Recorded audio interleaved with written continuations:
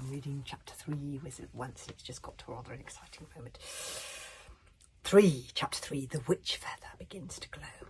Okay, I'm getting a little fed up now, said Rush, who was lying, pretending to be wounded in front of a concealed net that was Tsar's witch trap. We've been here for hours.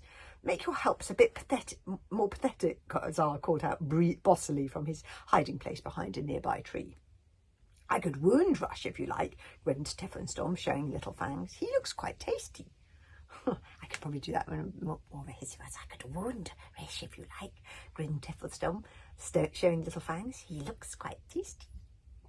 I'm fine, thank you, said Rush hastily. Face it, Tsar. Maybe witches really are extinct like everyone says, and it's getting really late. Frankly, I'm more worried about warriors than I am witches. Don't worry, said Tsar breezily. Crusher would tell us if there were any particular problems, wouldn't you, Crusher? Crusher's job was hanging onto the rope to pull the net tight when the witch came upon them and keeping lookout. To pull the net tight when the witch came upon them and keeping lookout. The giant was a long way up to Tsar, so Tsar had to shout to get his attention. Said Crusher thoughtfully. Look, that's the giant.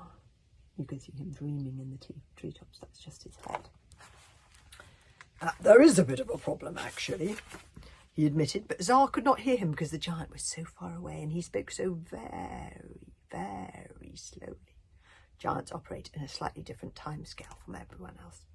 However, it didn't really matter because Tsar wasn't listening anyway, and the problem that Crusher was thinking about was slightly different from Tsar's idea of a problem.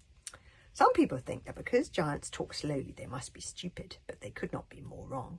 Giants are big, and they tend to have big thoughts, and Crusher was a long-step high-walker giant, one of the deepest thinkers of all. So the problem, thought Crusher, was this. Was there a limit to the expanding universe, or would it go on expanding forever? I told you it was a big problem. If space was infinite and stars were infinite, thought Crusher, didn't that mean that there must also be infinite numbers of Crushers out there? How was that possible, and what were the implications of that?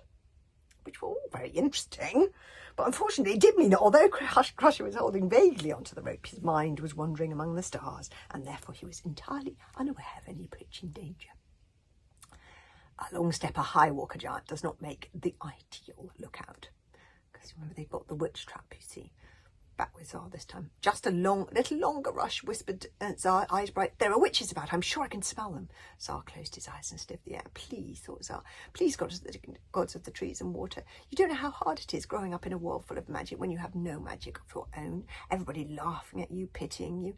Let that be a witch, because I need to be magic. I want to make my father proud of me. I don't think you should be wishing for that to be a witch, though, Tsar. I just have this feeling at that. Although I do see why he does want his magic so much, Tsar, but you should probably wait and see if it comes in. Anyway, I don't think Tsar's going to listen. At that very moment, Tsar's sprite sprang hissing out of the darkness to rotate around Tsar's head in a glowing, sprightly halo, eyes blazing suddenly red, hissing like a nest of wasps. Witches, witches, witches.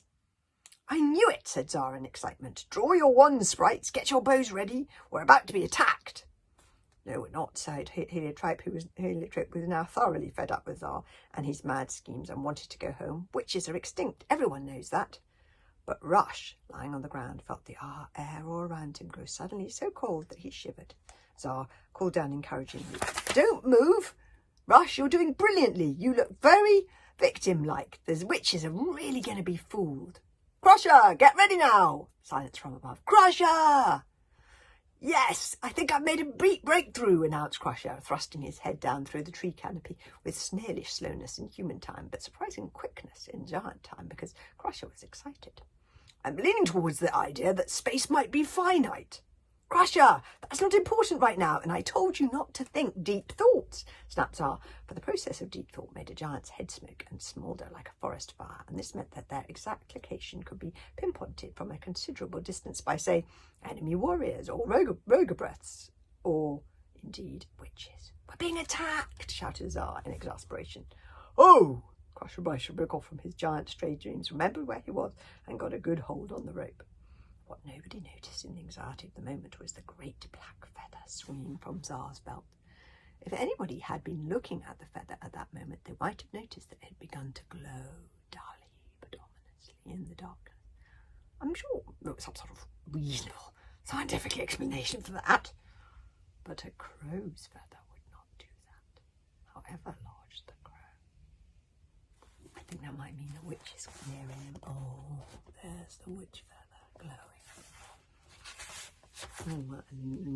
The next chapter, chapter 4, is called The Witch Trap Catches Something.